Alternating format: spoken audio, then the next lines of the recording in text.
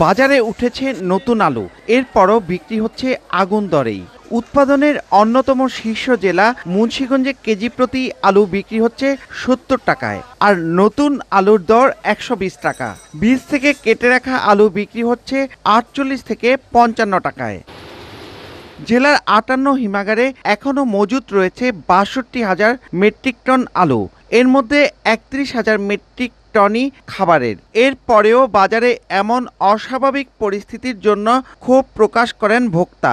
আমাদের সাধারণ মানুষ যারা আমাদের নাগাদের বাইরে চলে গেছে আলুর বাজারটা আর কি। সিন্ডিকেটের ব্যাপারে আমরা আলুর দামটা অনেক বেশি। হিমাগড় থেকে আমরা আনি 65-66, বেশি 70। ভোক্তাদেরকে যেভাবে ভর্তুকি দিচ্ছি, একই ভর্তুকিটা যদি আমরা কৃষকদেরকে দিতে পারি, তারা যে আপনার যে সার, বীজ, কীটনাশক এগুলো যে এখন ক্রয় করছে, এগুলো কিন্তু তারা প্রতিনিয়ত আমাদেরকে অভিযোগ করছে।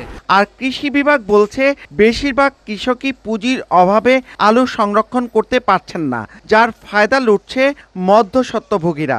আমাদের অধিকাংশ প্রান্তিক কৃষক তারা তো আসলে নিজেরা সংরক্ষণ করতে পারে না, তারা প্রথমেই তো বিক্রি করে দেয় আমাদের যারা মধ্যস্বত্বভোগী আছে তাদের কাছে। তাদের কারণে মূল্যবৃদ্ধির একটা বিষয় তো এসেই যায়। এবার ৩৪,৬৫৫ হেক্টর লক্ষ্য নিয়ে আলু রোপণ চলছে। নাসির উদ্দিন উজ্জ্বল, সময় সংবাদ, মুন্সিগঞ্জ।